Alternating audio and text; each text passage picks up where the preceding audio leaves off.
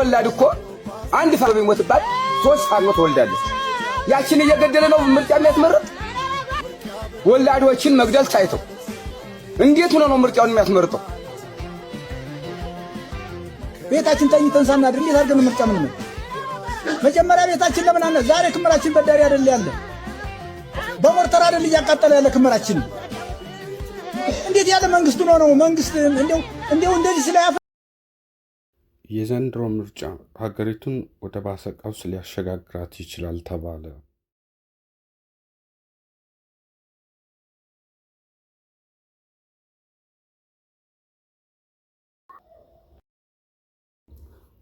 የዘንድሮ ብሔራዊ ምርጫ በሂደቱም በውጤቱም ሀገሪቱን ወደ ከፋ ቀውስ ሊወስድ ይችላል ሲል የሰላማዊ ህዝባዊ እምቢተኝነት ትግል ደጋፊዎች የጋራ መድረክ አስጠንቅቋል።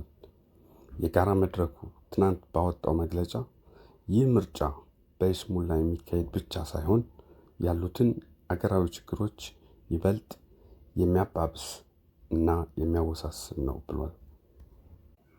መድረኩ እንደገለጸው የዘንድሮ ምርጫ ካለፉት 6 ምርጫዎች አንጻር ሲታይ በሂደቱ አሳታፊነትና ነፃነት ዝቅተኛ መሆኑ በበርካታ የሀገሪቱ አካባቢዎች ምርጫ ሙሉ ለሙሉ ስለማይካሄድ በሚሊዮን የሚቆጠሩ ዜጎች ከፖለቲካ ውክልና ውጪ የመቅረት ስጋት ደቅኗል። ይህ ሁኔታ ሀገሪቱ ዛሬ የምትገኝበትን አሳሳቢ ፖለቲካ፣ የደህንነትና የኢኮኖሚ ሁኔታ የበለጠ ሊያባብሰው ይችላል ሲል መድረኩ አመልክቷል። በመጨረሻም የጋራ መድረኩ ምርጫው በዚህ መልኩ ከቀጠለ ህዝባዊ ተቀባይነት የሌለው ውጤት እንደሚያስገኝና የፖለቲካ ውዝግቡን እንደሚያባብሰው ገልጿል።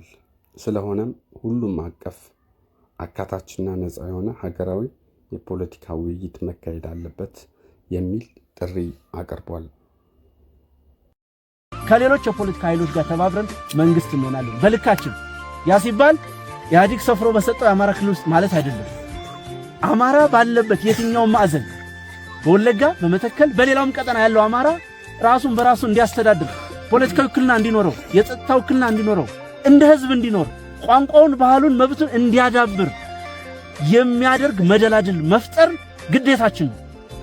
እያንዳንዱ የምትተኩሱት ጥይት፣ የምትከፍሉት የደም ዋጋ የሚጠናቀቀው የራሳችንን ከሌላው ህዝብ ጋር የሚያስማማንን ኢትዮጵያን የሚያጸናትን አማራን የሚያስከብረውን ህገ መንግስት ስንጽፈው ያንን ህገ መንግስት የመጻፍ ሂደት ፕሮሰስ እየተጓዝን ያለ እስካሁን ባለው ሂደት ጤናማ ሂደቶች ናቸው።